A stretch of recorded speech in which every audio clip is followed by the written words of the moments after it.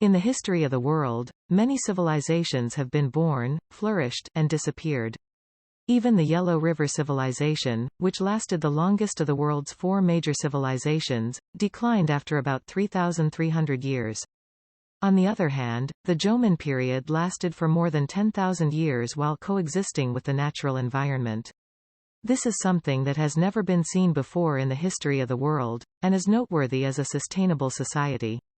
Traces of the Jomon people's coexistence with nature can be found in the Japanese language, which is at the core of Japanese spiritual culture.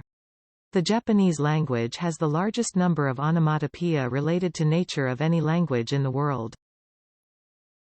Yukiguni is particularly famous in Japan for its many snowfalls.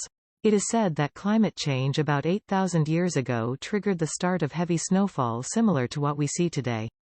That was around the middle of the 10,000 years of the Jomon period. The 10,000 years of the Jomon period were not an uneventful one. However, they used their wisdom and sharpened their senses to cope with the changing environment and sustain their culture. Today, climate change is a growing issue in the world, and people are concerned about how to realize a sustainable society. It is in this day and age that we need to learn from the Jomon culture, which emphasized the continuous coexistence of humans and nature. Yukiguni and San Francisco are actually located at the same 37 degrees north latitude. However, while San Francisco is warmer, Yukiguni gets a tremendous amount of snow every year and has 4 distinct seasons. It is hard to believe that we are at the same distance from the equator, but we are in a completely different world.